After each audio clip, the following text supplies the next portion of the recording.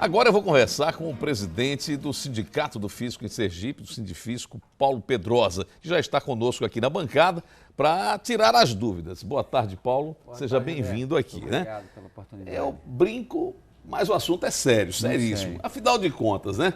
Quem é que está mentindo nessa história toda em relação aos números do Estado? O sindicato, vocês do sindicato, dizem que o governo teria condição de mexer nesse índice da responsabilidade fiscal se eliminassem determinado tipo de contabilidade. Uhum. O governo, por sua vez, diz que eles estão impedidos de fazê-lo e colocam o nosso gatilho, né, na lei, o limite da responsabilidade fiscal, em 47,79.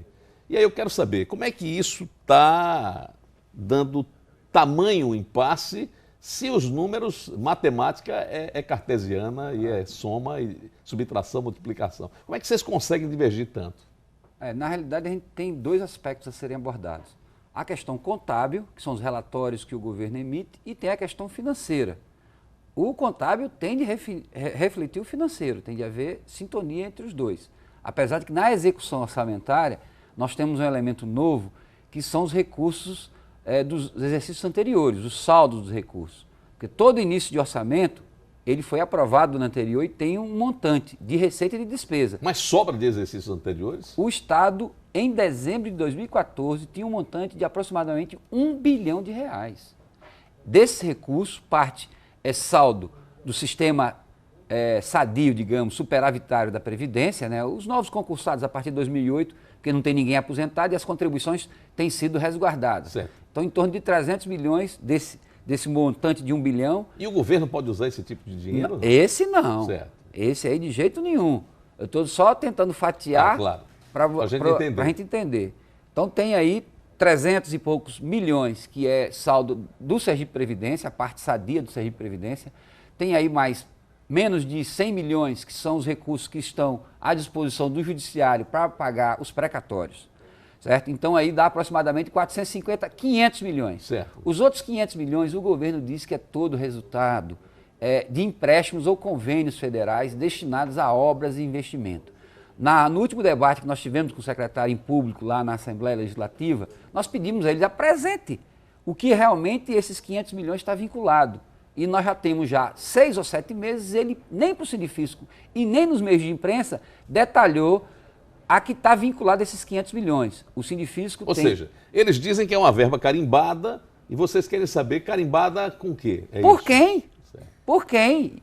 Qual é o convênio que o governo ainda não executou? Você imagine 500 milhões de reais, um Estado que é um Estado que tem deficiência, ele diz que isso aí é recurso de Proinvest, de outros empréstimos, de convênios federais. Então ele apresenta detalhadamente, porque na execução orçamentária de 2001 para cá, a maioria dos anos, eu falo 2001 é porque por força da LRF, os relatórios passaram a ser publicados. Então, de 2001 para cá, na conta corrente, não na conta de capital, porque nós temos na contabilidade pública dois grandes grupos de despesa e receita.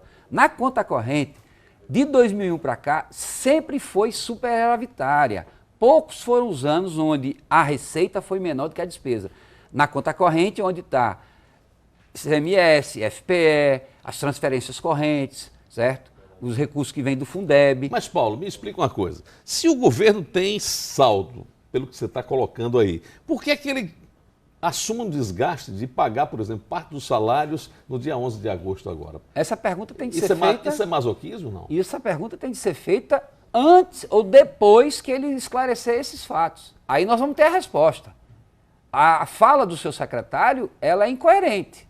Agora ele apresente os números e nós vamos ter a resposta, não dele, mas dos números. Agora os números comprobatórios, com a documentação, não é só com falas. Nós queremos ver em detalhe qual é o convênio federal que o governo estadual não executou, que ainda tem recurso. Ou é incompetência, porque está aí, tudo paralisado, as obras paralisadas. O que está havendo? Que tem recurso em finanças para aplicar em obras e as obras não se concluem. Então tem uma parcela, mas não é o todo. Com certeza tem recursos aí que são oriundos do saldo da execução orçamentária. Mas só para a coisa ficar bem clara, porque você sabe, você acompanha, você conhece os números, você está ali vendo os desdobramentos. Para a coisa ficar bem clara para o nosso telespectador, Eu dei a notícia agora há pouco de que o governo vai pagar 90%, 85% a 90% da folha até sexta-feira, dia 31. Por que ele está assumindo um desgaste tão grande de empurrar parte desse pagamento para o dia 11 de agosto, na sua opinião, já que isso gera um desgaste tão grande para ele, para a imagem dele? O governo alega que não tem recursos e que a lei impede. Eu vou agora fazer uma pergunta que o secretário responda.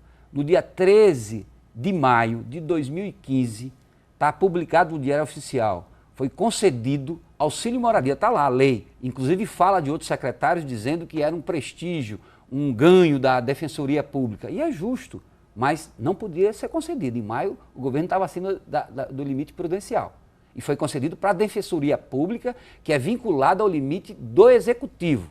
Uma outra lei também alterando a ascensão funcional dos senhores promotores, Ministério Público, tendo ganho também na readequação, na reestruturação do plano de carreiras dos senhores promotores. E o grave, em abrir o relatório da Promotoria Pública, eles estavam acima do limite prudencial, porque eles têm autonomia, e o limite deles é 2% e 1,9% o limite prudencial. Ele estava 1,92%, não pode passar do 1,9%. Em abril eles estavam acima e tiveram a sua carreira reestruturada, permitindo a ascensão funcional e representando o ganho. Então, finalmente, pois não, o limite só existe, só para concluir o meu último raciocínio, para o Executivo. Restrição de recursos só existe para o Executivo. Os demais poderes são esses dois exemplos concretos que eu acabei de lhe dar. Bem, nós estamos conversando com Paulo Pedrosa, nosso tempo está esgotado, Paulo, e eu pergunto, o que é que o Sindifisco espera para acabar, vamos dizer, com essa queda de braço? Olha, isso tem de ser discutido com bastante serenidade, certo? O Sindifisco Vocês estão abertos a um diálogo? Com certeza, nós protocolamos 13 sindicatos e mais uma central sindical, 14 entidades representativas dos servidores, protocolaram um pedido de audiência, uma mesa geral de discussão. Não é para discutir fulano e beltrano, porque você, de uma tacada só, você convence todo mundo. Se o governo está tão certo da sua situação, por que não discute? Apresente esses dados, agora apresente os dados concretos. Não venha só com falas, porque na situação que nós estamos, nesse impasse, tem de haver o convencimento, mas um convencimento com profundidade. Protocolamos esse pedido desde o dia 2 agora do mês e nenhuma resposta. Nós queremos discutir com serenidade, com profissionalismo e que o governo realmente nos convença. Sairemos de lá esperando que a situação melhore, inclusive o FIS contribuindo com as suas prerrogativas e com as suas atribuições. Bem, obrigado por ter vindo aqui. Muito Nós vamos obrigado. ter outras entrevistas, até para a gente poder acompanhar isso aí. E poder trazer para o nosso telespectador uma visão de como as coisas procedem.